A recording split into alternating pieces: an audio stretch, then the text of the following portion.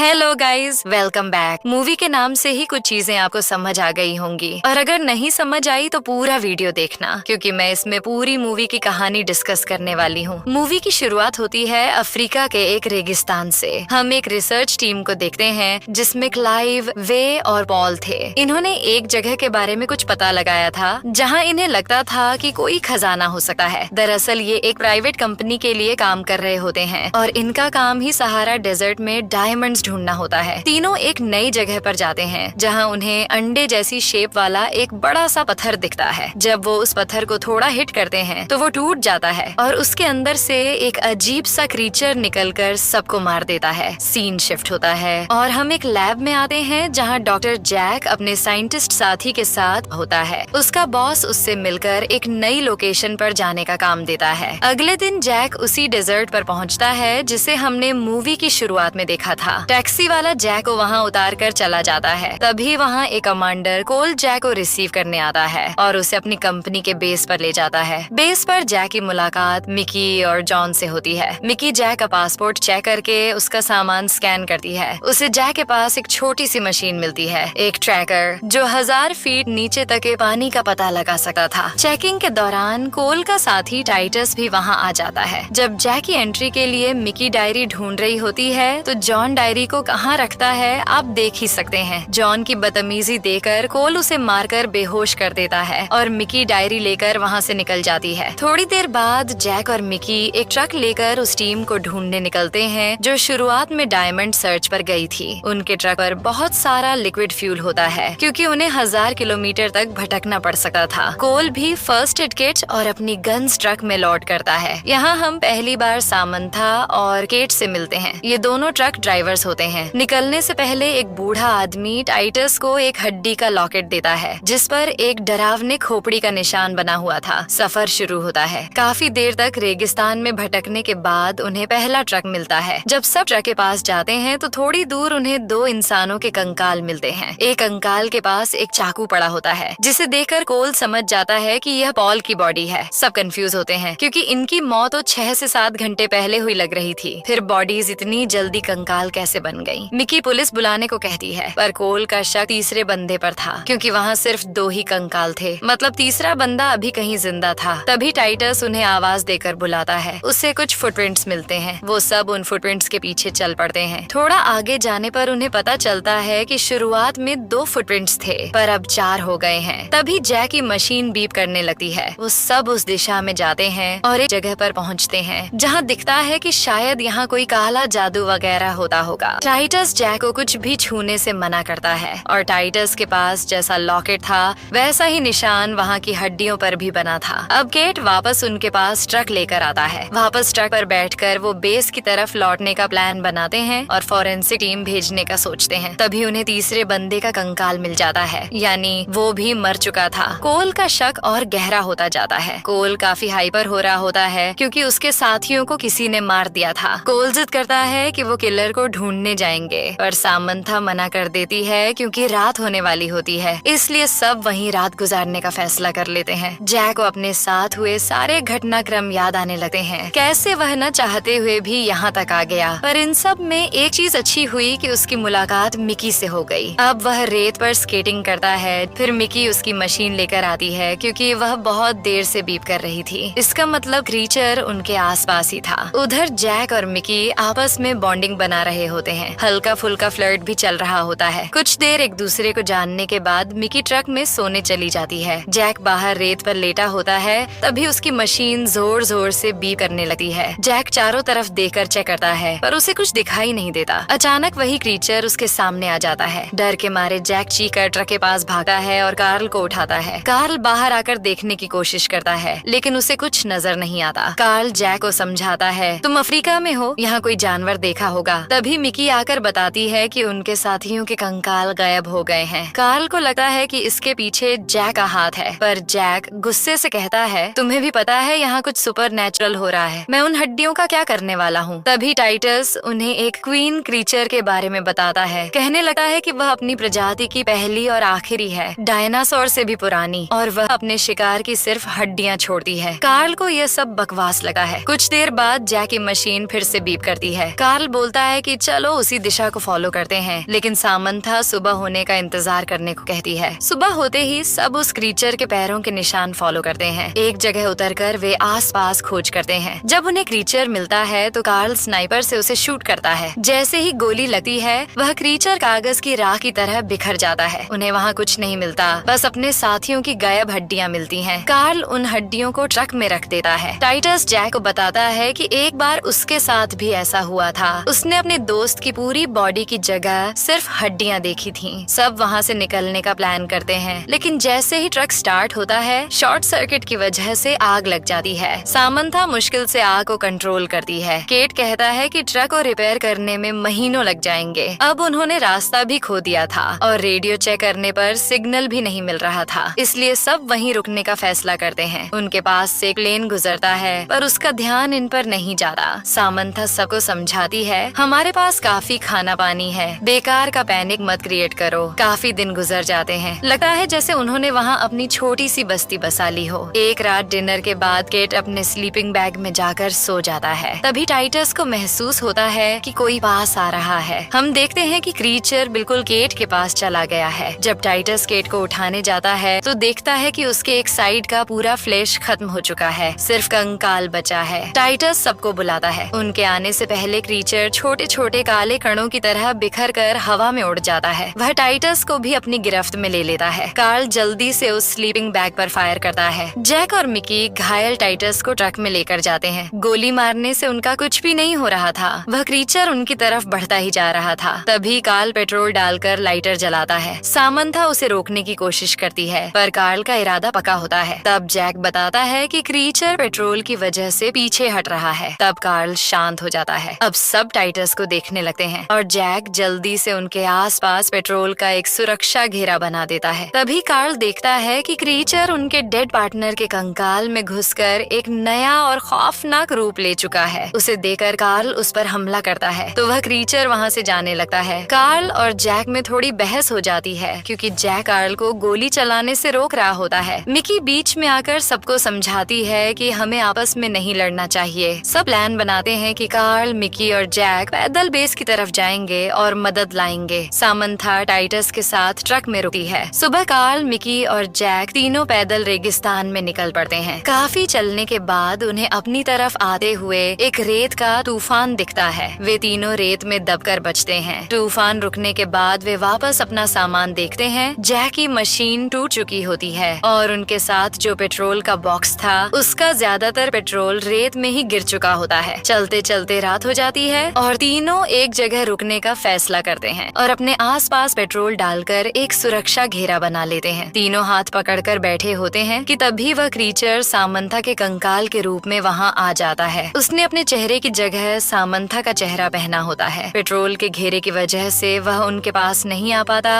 और वापस अंधेरे में चला जाता है। सुबह होती है तो रेडियो पर किसी की हल्की सी आवाज सुनाई देती है। इधर उधर तलाश करने पर उन्हें अपने पुराने साथियों का वही ट्रक मिलता है जिसके सहारे वे सब शुरुआत में उस अंडे जैसी रॉ के पास आए थे। सबसे पहले वे हेल्प कॉल करते हैं, फिर जैक के पीछे उसी अंडे में घुस जाते हैं। बहुत संभल कर वे अंदर उतरते हैं। अंदर जाते ही जैक को समझ आ जाता है कि यह जगह उसी क्वीन क्रीचर की है, वही जगह जहाँ से यह डरावनी चीज विकसित हुई है। ऊपर जमीन पर जॉन आ चुका होता है और वह पहले वाले लोगों की लाशें देखकर शॉक में आ जाता है। इधर कार्ल, जैक और मिकी को समझ आ जाता है कि टाइटस बिल्कुल सही बोल रहा था। थोड़ी देर बाद जॉन उन्हें बुलाता है और गन पॉइंट पर ले लेता है। वह गुस्से में उनसे उनके बाकी साथियों के बारे में पूछता है। तीनों सच बताते हैं पर जॉन को लगता है कि इन्होंने डायमंड्स चुरा लिए हैं और अपने ही टीम मेंबर्स को मार दिया। इसलिए वह तीनों को हैंडकफ लगाकर जीप में बिठाता है और कैंप की तरफ निकल पड़ता है। अब तीनों समझ गए थे कि क्रीचर पूरी दुनिया को बर्बाद करने की ताकत रखता है, तो वे तय करते हैं कि अगर अभी उसे नहीं रोका तो बाद में रोकना असंभव हो जाएगा। कार्ल पीछे की विंडो तोड़कर जॉन पर हमला करता है, उसे बेहोश कर देता है और हैंडकफ लगाकर जीप के पीछे बांध देता है। फिर तीनों एक माइन की तरफ निकल पड़ते हैं क्योंकि उन्हें समझ आ गया था कि क्रीचर अपनी एक कॉलोनी बसाना चाहता है। माइन के पास जाकर वे जॉन को बाहर छोड़ देते हैं। उनके पास एक लिक्विड एक्सप्लोसिव होता है जिसे कार्ल संभाल कर ले लेता है। तीनों बहुत संभल कर माइन के अंदर जाते हैं। अंदर कुछ देर तक अंधेरा होता है पर जैक को एक पुराना जनरेटर मिल जाता है। वह उसे चालू कर कर देता है और माइंड में रोशनी आ जाती है। जैसे जैसे वे आगे बढ़ते हैं, क्रीचर को भी उनकी मौजूदगी का पता चल जाता है। क्रीचर को देखकर कार्ल उसकी तरफ बढ़ने लगा है। जैक और मिकी उसे रोकने की कोशिश करते हैं, पर वह नहीं रुका। क्रीचर उस पर हमला करता है और जैक क्रीचर का ध्यान भटकाकर उसे पीछे की तरफ ले जाता है और एक बड़े से गड्ढे में गिरा देता है। मिकी जल्दी से कार्ल को उठाकर गड्ढे के पास आती है। कार्ल उससे अपनी जान बचाने के लिए धन्यवाद बोलता ही है कि तभी क्रीचर उसका पैर पकड़कर उसे खींच लेता है। कार्ल का खून बह रहा होता है। जैक और मिकी दोनों उसे पकड़कर खींचने की कोशिश करते हैं, पर कार्ल उनका हाथ छोड़ देता है। कार्ल लिक्विड एक्सप्लोसिव को क्रीचर के साथ चिपकाकर अपने आप को उसके साथ उड़ा देता है। जैक और मिकी धमाके से बचकर माइन के दूसरे हिस्से में आ जाते हैं। वहाँ उन्हें क्वीन का एक कोकून जैसा ढांचा दिखाई देता है और जिस जगह वे थे उस जगह को भी क्रीचर ने घेर लिया था। उन्हें समझ आ जाता है कि यही कोकून सबको कंट्रोल कर रहा है। जैक अपने साथियों को याद करता है और पूरा जोर लगाकर कोकून में चाकू घोंप देता है, जिससे वह अजीब क्रीचर मर जाते हैं और माइन ढाने लगती है। जैक और मिकी भागकर सही सलामत बाहर आ जाते हैं। बाहर आकर उन्हें कुछ अजीब दिखता है जो उन्हें शॉक में डाल देता है। मूवी के एंड में जैक और मिकी को बेस के एरिया के बाहर टैक्सी का इंतजार करते हुए दिखाया जाता है। मिकी अपना कुछ सामान टैक्सी में रखकर वहाँ से चली जाती है। हम देख पाते हैं कि उसके सामान में क्वीन का एक कोकून छुपा हुआ होता है। उस समय वे दोनों शायद जॉन की बॉडी देकर शॉक हुए होंगे